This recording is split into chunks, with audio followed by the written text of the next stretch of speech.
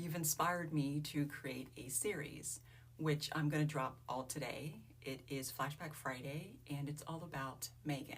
I pulled an old clip where Meghan was at a women's entrepreneurial conference in Atlanta back in 2016, and the entire interview is absolutely incredible. I did edit out some of the questions from the interviewer, but it all makes sense, I promise. I hope that you all enjoy a little bit of Meghan lore. You know, it's pre-Duchess time, and she's always been that girl.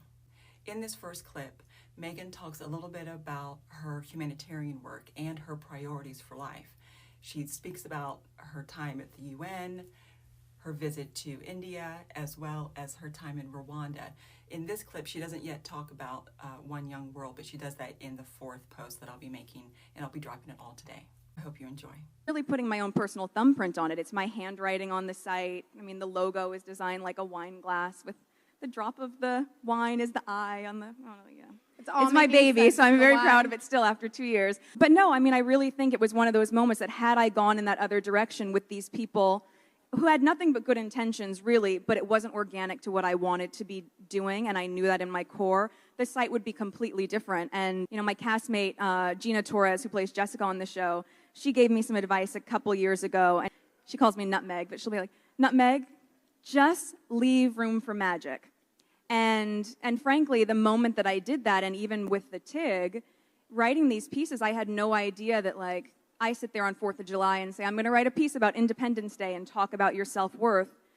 4 days later, I got an email from one of the highest executives for UN Women saying they wanted to work with me. I thought it was a joke. I was like, the United Nations wants to work with me because I wrote this thing on my blog? But they did. It was crazy. And it's those sort of things where it's like when you really follow what makes sense to you intrinsically, I think you end up on the right path. You know, and I would get these emails, and I saw that one, and I responded immediately and had a conference call with them, and I said, look, I have a 1-week break from filming. Can I come and intern at UN headquarters in New York? And there was this incredibly long pause on the phone because I don't think anyone had ever asked if they could come and intern at UN headquarters. And I was like, right, but I'm not filming and I've got time and I'll get your coffee. I just want to sit in on meetings. And they ended up getting me the clearance and they said, yes, that's what I did for my hiatus. And just really wanted to learn so much about the organization because I think anything I get involved with, I don't want to just show up on a red carpet for a cause and wave my hand without knowing what I'm really doing there and why it's important for me to be there. And the same to be said with UN Women. Of course, the UN's an incredible organization, but I'm not just going to tack my name onto it and not really know something purpose-driven is happening for me. So I started working with them, went to Rwanda for a field mission to meet with female parliamentarians in Rwanda. It's an incredible country which has the highest percentage of female parliamentarians of any government in the world. 64% of their Congress is female, which is amazing. And so I did that trip with them, and then it just continued to open so many doors. And I think, you know, any sort of speaking engagements I've done about women's rights has really come from that moment initially. And then I started working with World Vision as their global ambassador and went to Rwanda purely out of coincidence again this past year. And then I'm going to India in January to work on a women's program there that I'm really excited about. Tell us a little bit about World Vision and what they do. Yeah, well, I mean, World Vision, their biggest platform is really just trying to end child poverty and hunger. And while I think my biggest focus has been gender equality and women's rights, all starting from something that happened when I was really young. When I was 11 years old, there was a commercial that I found to be sexist, and I wrote these letters to have the commercial changed, and the commercial got changed.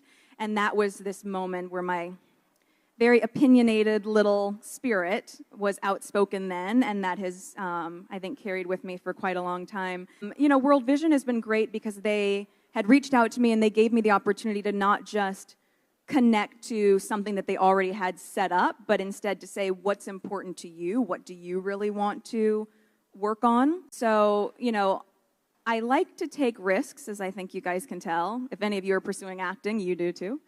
But I think for me, what was so interesting is maybe 3 years ago, I had seen a video about many young women dropping out of school in these small towns outside of, in small townships in India because they were getting their period and they had nowhere to go and change any sanitary napkin or anything else like that. And immediately, no one wants to talk about it because you're talking about periods, which is exactly why we should talk about it. We literally have talked about periods a lot today, which is hilarious. Have you? Here's the thing. It's like, fine. It's not dinner party conversation when people want to talk about water and clean water initiatives, but frankly, the fact that all of these young girls at the age of 12 or 13 are dropping out of school purely because they don't have a place to feel comfortable because something very natural is happening to their body is a problem that we can easily fix. And so the fact that no one wants to talk about it is why I want to talk about it and why I'm going to India in January to do everything I can and try to get a corporate sponsor, like always.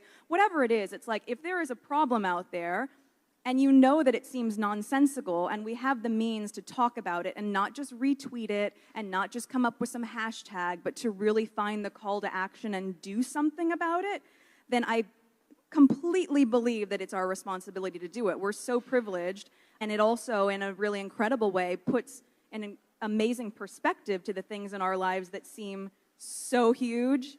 And at the end of the day, while it's all important, I think being able to give back and do any sort of humanitarian work will make your life feel a lot more balanced because you realize where your priorities should be, maybe, you know.